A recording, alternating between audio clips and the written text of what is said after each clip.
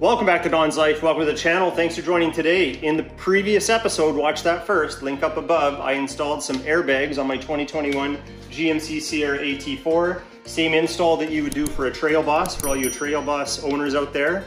But we had it set up in a manual fill state, meaning I had to use a secondary compressor, maybe the one you have in your garage, that type of thing. But today we're going to install this bad boy. This is a wireless compressor that is going to fill those airbags. So let's get right into it.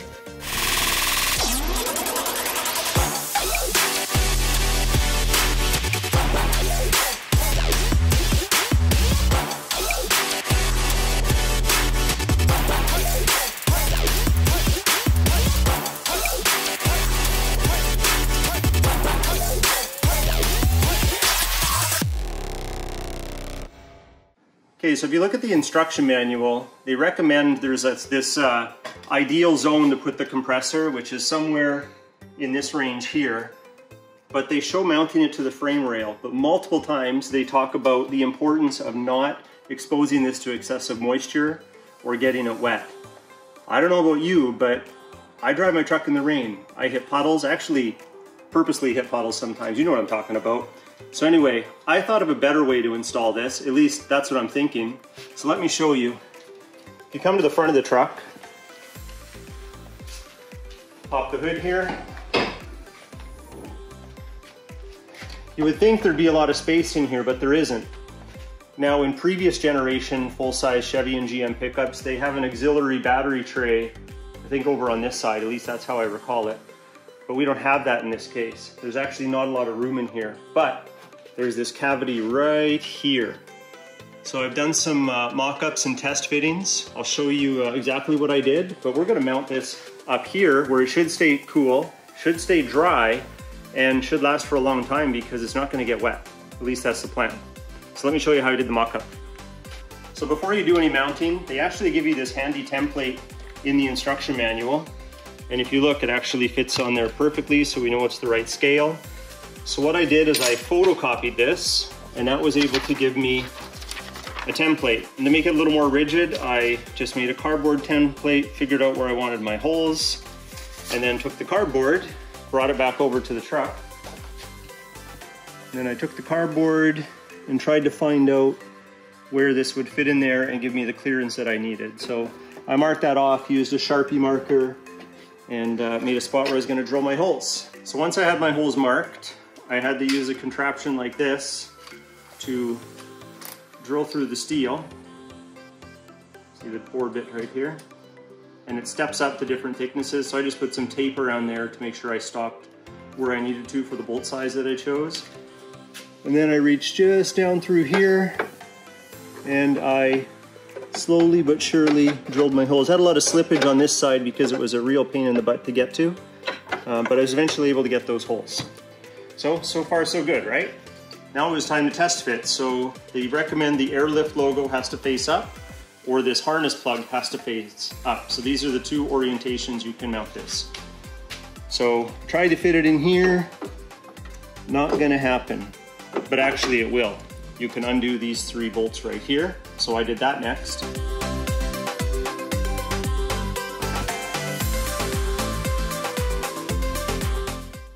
Now we got the manifold loose. We can fish this in there much easier. Here we got to take the opportunity to screw the manifold back onto the bracket. Now you could keep it all together and undo the wheel well liner and pass everything up through that way, but that's a dirty job. This was a lot easier. So I'm just going to put the manifold back on right here. I have enough room to work and to see, so it shouldn't be very hard.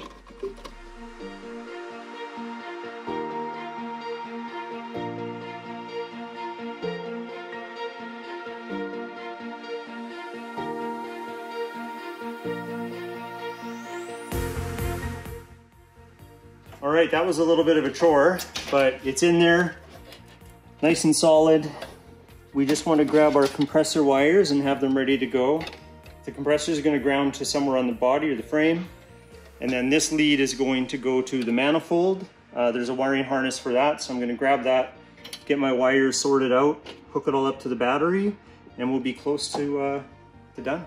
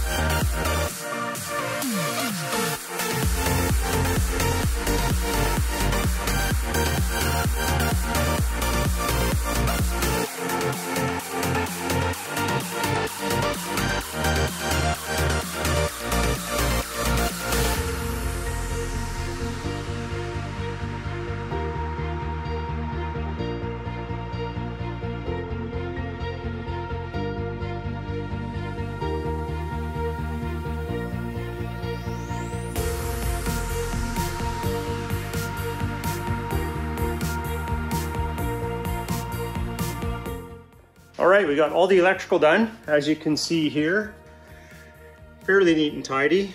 We got it all zip tied along there. A little bit of slack here just in case. And then we go in behind the engine bay fuse panel, up and around into the battery. And inside here is our fused connection. And then our ground is there. This here is just for an ignition hookup. So for now, the compressor will work whenever we turn it on or off manually, whether the vehicle's on or not. But once you hook this up, it'll only work if the ignition is turned on. So that's something I'm gonna do later. I just don't have a fuse tap on me right now to put it in here and start using it. So next is on to the air lines.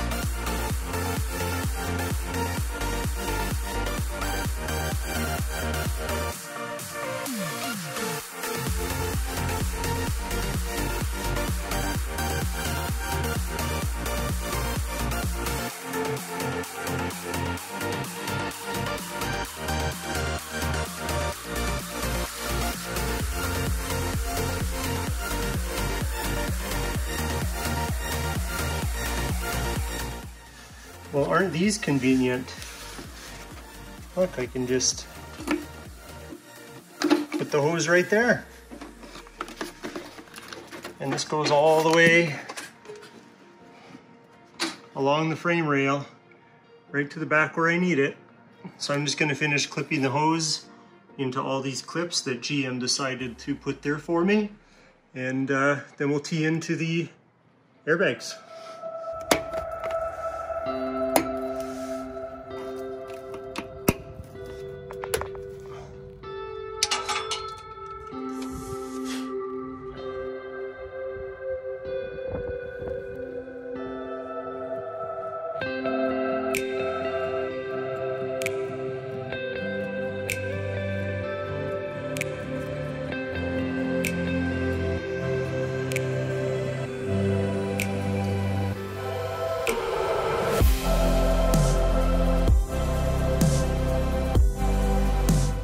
All right, everything's hooked up. Moment of truth. We already paired this. Oh, he's holding it upside down for some reason. 5 by default. Let's air it up to 10. Let's go to 20. Should kick in.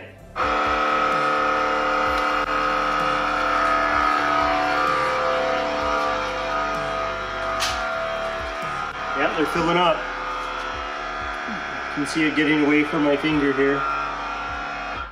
Let's go up a little higher. Let's go to 30. Let's get crazy. See, the gap's growing. That's pretty awesome. Now let's go back down to 5, which is the minimum, and it should air out. And now it's coming down. Cool. Now let's try the app on the cell phone, see how that works. Okay, I'm just waiting for the app to connect. I've already done all that pairing stuff. That's kind of boring for you. There we go. It's connected. Reads it at 5 PSI. Let's try one of these presets. Let's go for the 20. I haven't done this before. Tap again to apply. There we go. And she's raising up. And if you look at the top here, it actually shows what the pressure is at. So it kicked off at 22, just had to stabilize a bit because I've got a long line going all the way to the compressor back here. Let's go up a little higher. 41.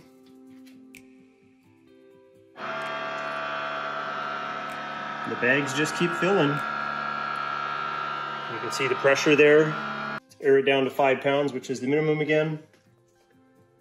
And we have our shortcut right there.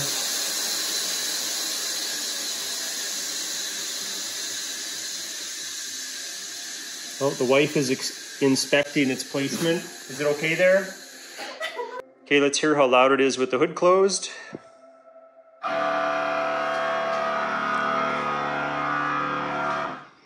Muted quite a bit. Let's go in the cab here. Windows are rolled down right now.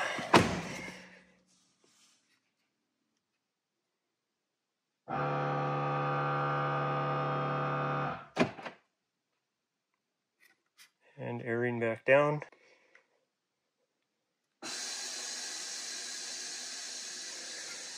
Awesome. Okay, we need to do our leak test. This is just tap water and a little bit of dish soap. I'm just gonna open the garage so we can get a little better lighting underneath the truck while I go and spray this onto the joints and look for bubbles. If we don't see any bubbles brewing, then we know we don't have any leaks. Let's go.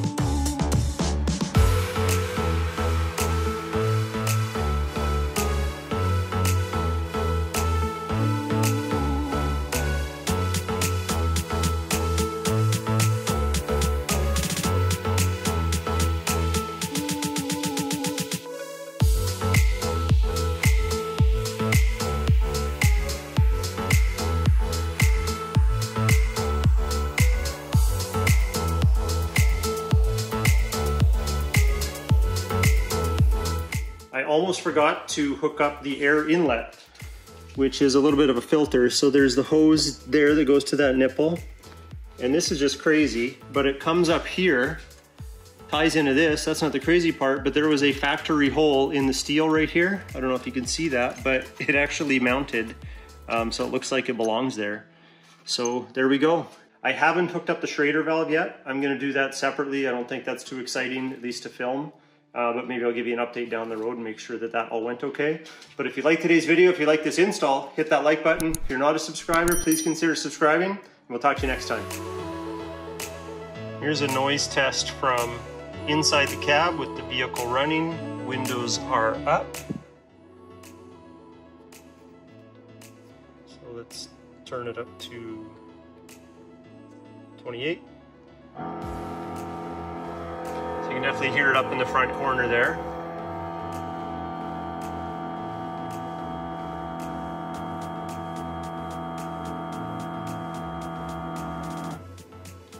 Now let's air it back down to 5. Let's do a preset here. I have one. Yep, there we go. Very quiet airing down.